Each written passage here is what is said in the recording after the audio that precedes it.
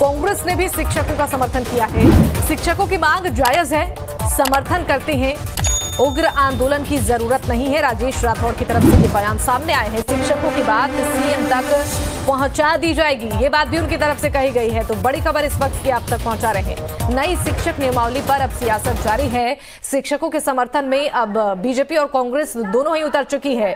शिक्षकों की मांग पुरानी है, शिक्षकों के साथ हैं और जो टेट और स्टेट एबिलिटी टेस्ट पास किए हुए हैं उन छात्रों के साथ हैं। और सरकार निश्चित रूप से उन लोगों के साथ अन्याय की है, उनके सारे आंदोलन का समर्थन करेगी भारतीय जनता पार्टी। निश्चित रूप से पुरानी मांग रही है और आपको याद होगा कि 1500 से यहाँ तक बढ़ा है। फिर हम लोग विचार करने ही वाले थे, तो अब तो सरकार ऐसी बन गई है जिसको शिक्षा शिक्षक इस सब से कोई लेना देना नहीं है, केवल समीकरणवादी और तुष्टिकरणवादी हैं। तो देखिए उनके आंदोलन को हम लोग समर्थन करेंगे। सरकार स्वयं और सरकार के सहयोगी दल भी इस बात को ध्यान में रखे हुए हैं कि नियोजित शिक्षकों का मांग एकदम जायज़ है कि एक व्यक्ति की परीक्षा बार बार कैसे ले सकते हैं, दोबारा उन्हें परीक्षा लेना उचित नहीं है। तो उन्हें राज्यकर्मी का दर्जा बिना शर्त मिलना चाहिए, चूँकि राज्य सरकार के अधीन ही काम कर रहे हैं। तो मुझे लगता नहीं है कि उनको धरना प्रदर्शन करने की आवश्यकता होगी। सरकार उनके मांग पर गंभीरता से विचार कर रही है।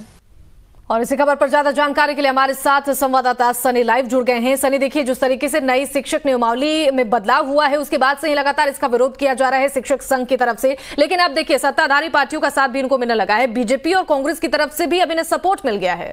देखिए शिक्षक नियमावली को लेकर जब से ये शुरू हुआ तब से ही विवाद है। दरअसल सरकार ने जो शिक्षकों की बहाली की उसमें 3 तरह की बातें सामने आ रही है। पहला, वो नियोजित शिक्षक जो 15 वर्षों से सेवा दे रहे हैं, 17 वर्षों से सेवा दे रहे हैं, और दूसरे जो सीटेट पास करके जो शिक्षक बने हैं हालिया समय में, और तीसरे वो अभ्यर्थी जो सीटेट पास कर चुके हैं और बीटेट पास कर चुके हैं और उनकी जो बहाली है अब होने वाली थी, 7वां चरण 8वां चरण। अब इसमें जो नियोजित शिक्षक हैं वो विरोध कर रहे हैं। उन्होंने स्पष्ट तौर पे सरकार से कहा है कि जब वो सरकारी सेवक हैं, 15 वर्षों से सेवा दे रहे हैं, तो फिर उनसे किस बात की परीक्षा ली जाएगी।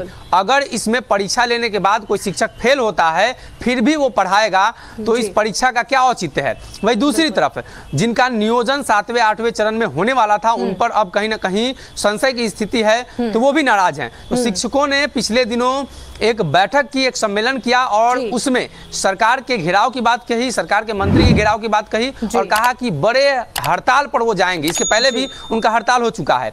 अब इसको लेकर सियासत तेज है। भाकपा माले उस मंच पर मौजूद रहती है। कांग्रेस ने कहा कि शिक्षकों के हित में फैसला होना चाहिए, नियोजित शिक्षकों के वो पक्ष में है इसलिए कि वो सरकारी कर्मी हैं, तो राज्यकर्मी का दर्जा देने में उन्हें क्या दिक्कत है। वही दूसरी तरफ भारतीय जनता पार्टी ने भी इसका समर्थन किया और कहा कि राष्ट्रीय जनता दल ने वादा किया था और अब उस वादे पर उन्हें उतरना चाहिए। जनता दल यूनाइटेड ने स्पष्ट तौर पे कहा है कि सरकार ने जो बातें कही है और अब जो बहाली नियमावली आई है वो गुणवत्तापूर्ण शिक्षा के लिए है। अगर शिक्षक चाहते हैं कि उन्हें किसी प्रकार की परेशानी है, शिक्षक चाहते हैं कि अपील करे, तो वो कहीं भी जा सकते हैं।